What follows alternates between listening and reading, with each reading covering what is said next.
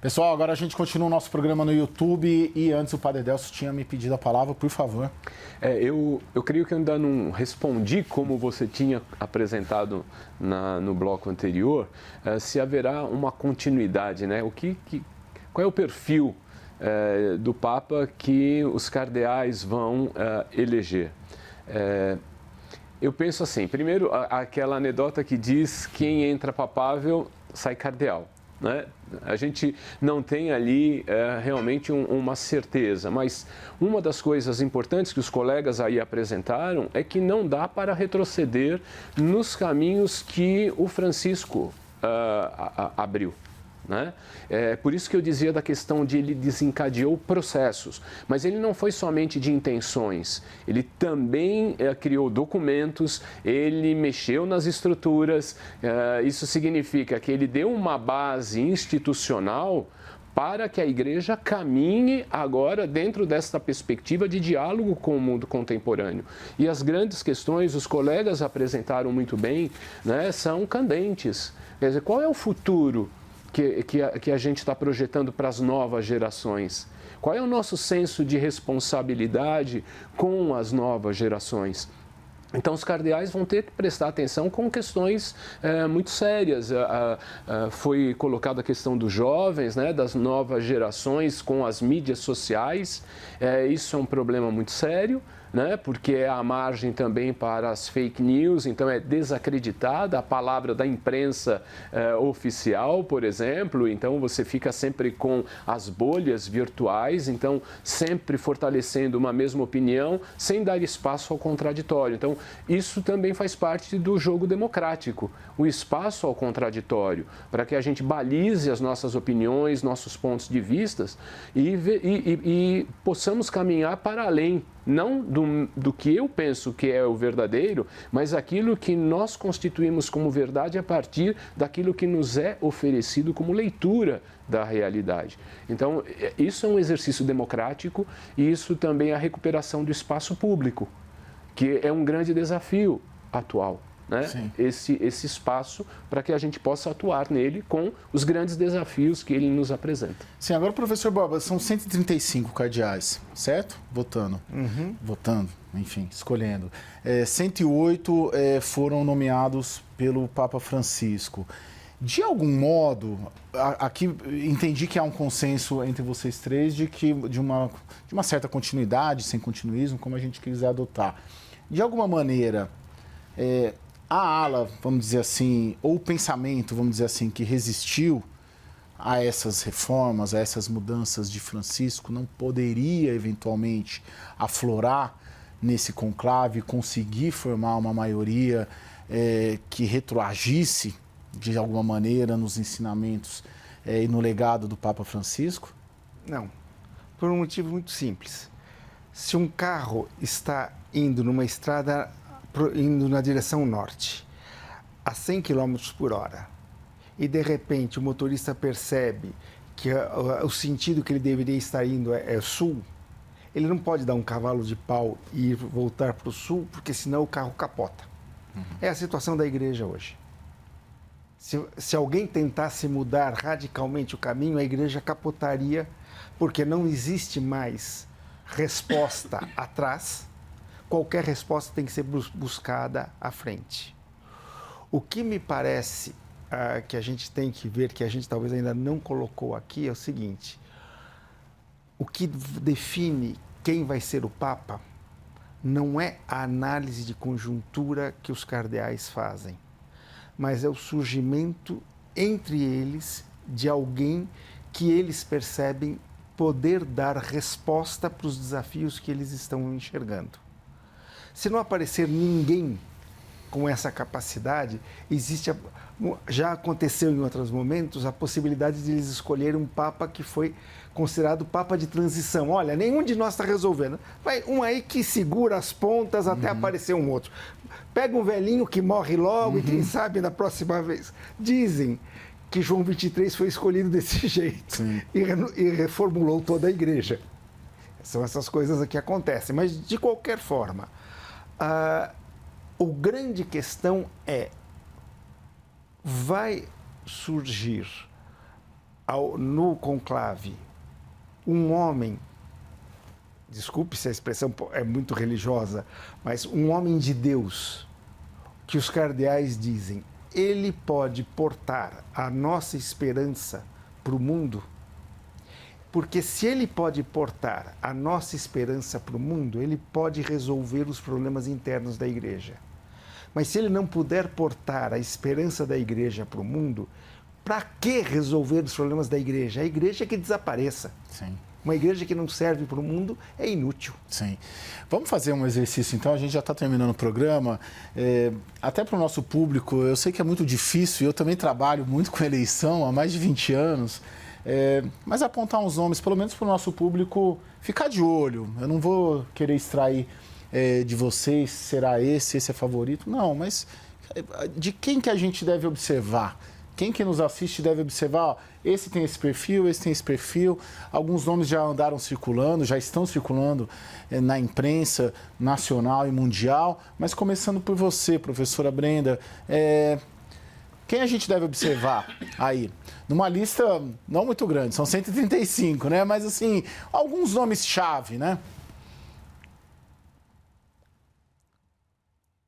Outra coisa, e a minha grande pergunta era para vocês, três que estão aí, não? A igreja que vai para o conclave é uma, mas a igreja que está nas bases sociais é outra também.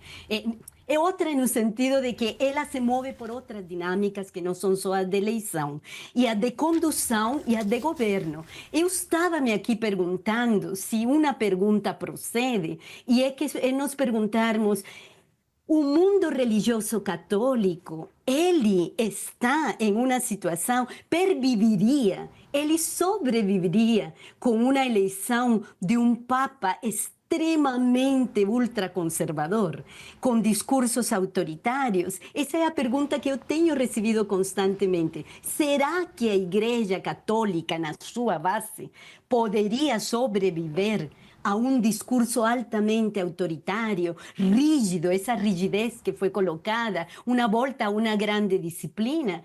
E eu, sinceramente, eu fico preocupada porque o contexto internacional é muito forte em discursos autoritários, assim como a insegurança é muito forte, e a necessidade de âncoras pessoais das famílias, de pessoas que estão desesperadas diante de tanta insegurança. Então, o discurso de rigidez, eles têm uma voz, eles respondem a uma necessidade real. Então, essa era a minha grande questão que eu trazia. Mas eu posso tentar aventar alguns nomes, sem dúvida. Por favor. Bom, aqueles nomes que têm circulado, que seriam do círculo mais afetivo do Papa Francisco, que poderia ser o cardeal português Tolentino, ou o grande mediador que ha trabalhado nas questões de Ucrânia, o Zuppi, Matteo Zuppi, ou a pessoa mais perto dele, que seria Jean-Marc Avelliani, que é da Igreja da França. Poderiam ser nomes, mas que ficam aí no contexto latino, não? Que estariam aí na dimensão latina.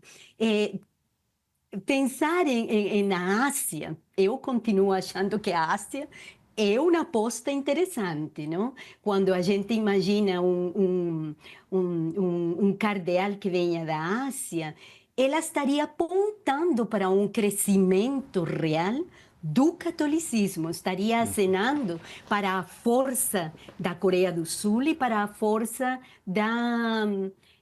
para a força interna das Filipinas, não? Que também tem uma presença muito forte na Europa e que trazem essa ideia da missão reversa, a recristianização da Europa. Eu estaria por aí. Não gosto de apostas, eu gosto de tendências. Não, mas é isso aí. Padre Deus, por favor. Eu também... Não, e apostas, mesmo porque eu sempre perco até um frango de quermesse, nunca ganho. Tá bem. Os nomes são geralmente esses que estão correndo mais. Eu também pensei nas Filipinas, por exemplo, seria uma mudança de eixo interessante, né? Porque a gente teve agora um Papa latino-americano, né? Vai voltar para ser um italiano, ou então vai apostar justamente numa outra parte, né, do globo terrestre, e que possa ser um incentivo para que a igreja cresça também neste campo, e que também é um país da periferia.